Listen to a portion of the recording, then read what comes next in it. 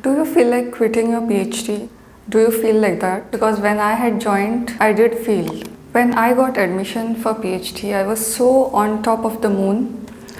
I was so overjoyed to start this new chapter. When I actually started my curriculum, my life started revolving around my own inadequacy. Nothing seemed good enough. There was no work-life balance.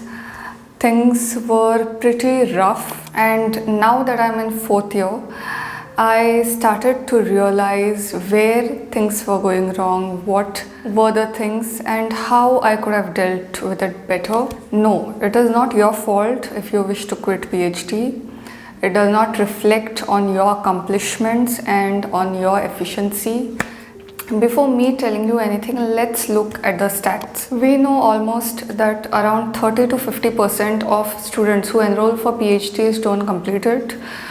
In countries like UK and Australia, where a quarter of the portion of students who enroll for PhDs, only they manage to complete it, they actually congratulate themselves after finishing the PhD successfully. When I mean successfully, it does not always mean going through happy moments or not going through any kind of roughness. In 2019, the famous journal that is well known to everyone, Nature, called for a survey of PhD students, and around 36% of them reported sought help for depression and anxiety during their PhD. And this is not something new, this is not something that we don't know. We all agree that at some point or the other, there is this need of external help. Whether you take it or you don't take it, that is a different story, but there is some kind of help that could be required at some or the other stage of your PhD. Today's video would be a guide to students who are thinking of quitting their PhDs, who want a second opinion, sort of, who need somebody to validate them that they want to quit their PhDs and the efficiency does not get affected. I say this to all first years that if you are not happy with your PhD, then quit within 1 year. You can quit it at any point of the time, nobody can stop you, but if possible, quit it within 1 year if the surroundings are toxic, which sometimes it can be in most of the cases. But anyways, the kind of scenario that is there in research which is going on in our country is quite saddening, to say the least. You know something, I know somebody who was in their 5th year and they left because of unsupportive supervisor and the kind of treatment they got, because at the end of the day, if the environment is toxic, then even if you reach 5th year, your supervisor may not allow you to submit thesis, or he may keep you prolonged. I know another student who had finished all her objectives as per her thesis, but her supervisor asked her to work for 1.5 year more, even though she had finished and she had officially prepared the thesis and everything. I see students borrowing money from others for their research work, for their different expenses.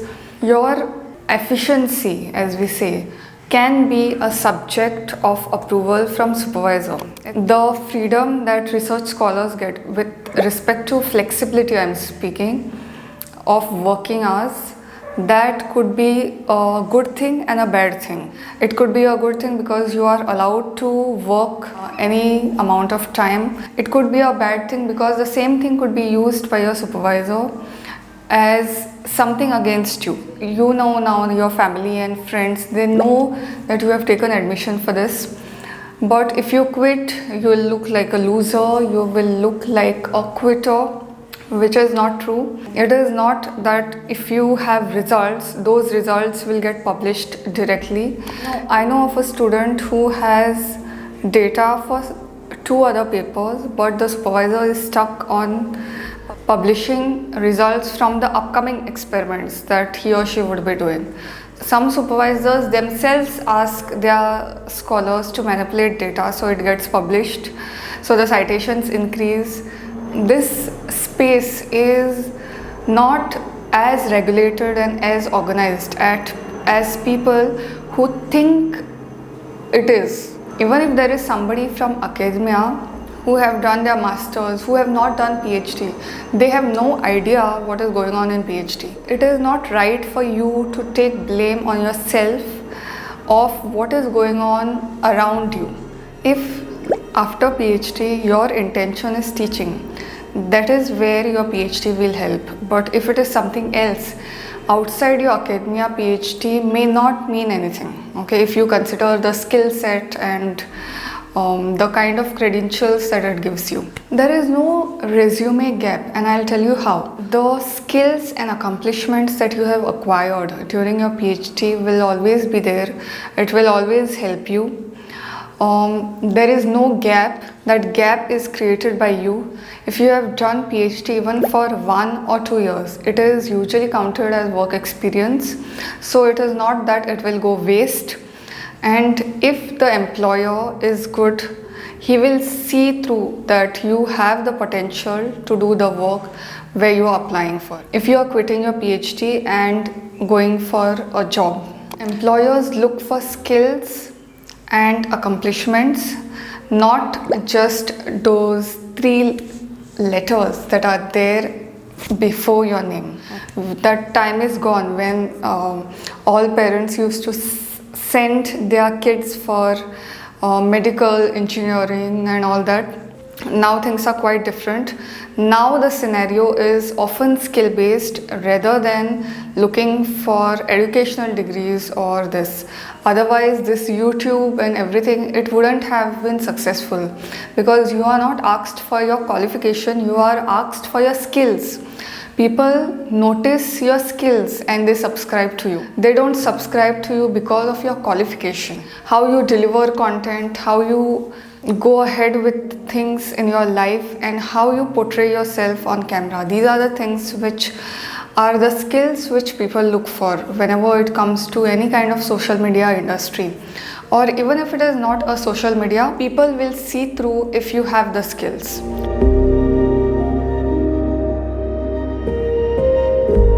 There are 3 questions that I want you to ask yourself before leaving PhD. This does not mean that you cannot quit at any time. I just want you to think in silence, go somewhere else. If you are in a different atmosphere, then travel somewhere, go in a park, go somewhere and think for yourself whether these 3 questions are applicable to you and what can you do about it. Can this problem be solved?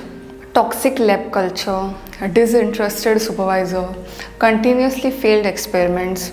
These are things that at that point of time seem very insurmountable and quite challenging to deal with mentally, or sometimes physically also, because if you have wet lab work, then you will half your time will go around running around here and there to get resources for your experiment. Can it be solved? Okay, by speaking, by interaction or anything, can it be solved? Think beyond that particular space. What if this experiment was successful? What if the supervisor was supportive? What if question means you are thinking beyond the time? Have you spoken to somebody about it? There is a lot of pressure on PhD students to convey only the positive results. And I'll tell you honestly, even the supervisors who say that result can be anything, positive or negative, subconsciously keep looking for positive results, keep taunting and speaking sarcastically to students who don't get the results that are there in literature. What has been your role in solving your problem? Have you tried speaking to your supervisor if the issue is supervisor? Have you sought help for your experiments?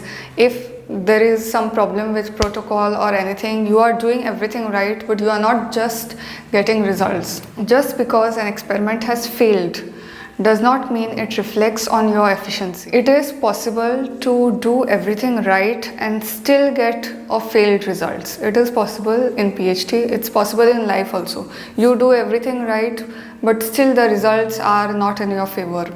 At that moment, sometimes the work environment around you is so stifling and so suffocating that you just don't feel like speaking to anyone.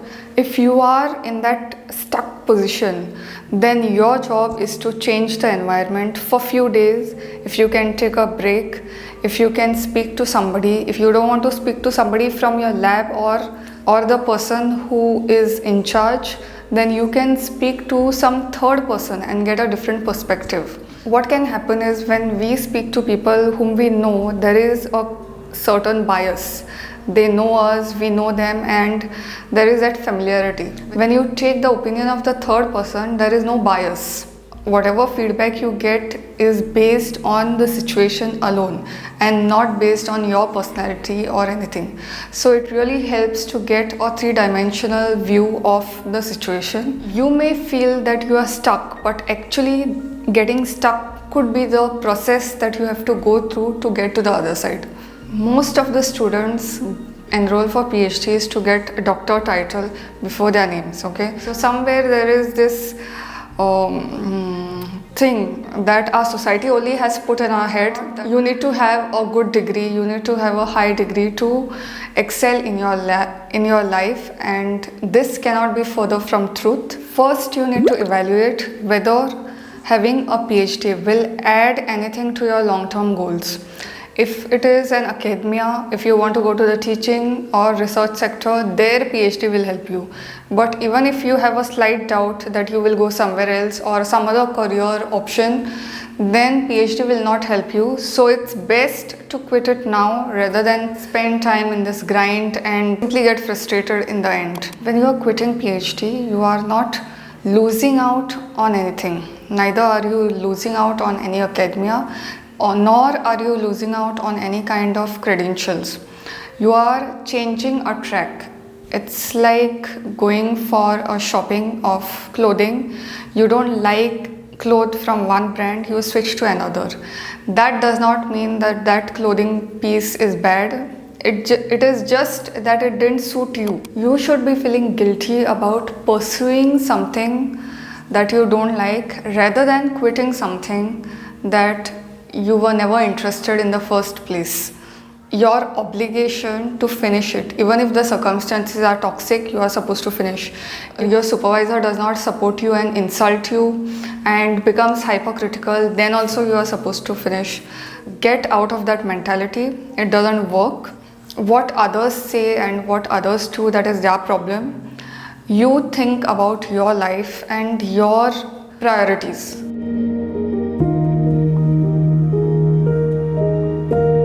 Now, after going through these questions, you have come to conclusion that you need to quit. Let me show you the procedure and three things that you can do. Number one, acceptance that this is not for me, but there is something else that is stored which will be very good for me and which will help me in my career. Second, if there is any kind of documentation that needs to be completed, if it's a funded project or even if it's non-funded, sometimes you need to give a notice of few days before you quit. Depends on what kind of funding agency it is and how things are there. So you will have to check with that. And the best place to know about all this are Facebook groups. Like for me, I am a UGC fellow, so I usually, whatever information I need, there are UGC fellowship forums on Facebook. So I just check over there and there I get information related to my fellowship. Ask for help. Don't suffer in silence. You ask for help. There are many people outside who want to help you and who want you to excel. It's very easy for people to say quit, pursue your passion, this is not interesting, you quit. But at the end of the day, it pays your bills. So you need to have at least 2 to 3 months of salary, of savings, so that if you start applying for jobs and all, that much you can survive through that period instead of getting panicked, because finances can have the ability to ruin your mental health and to uplift your mental health at the same time. You are not worth any less. You haven't failed anyone or you haven't failed yourself. It is just that something else is in store for you. That could be PhD or that could be job or that could be entrepreneurship, whatever. Don't take the blame and guilt of somebody else on yourself, and I wish you all the best.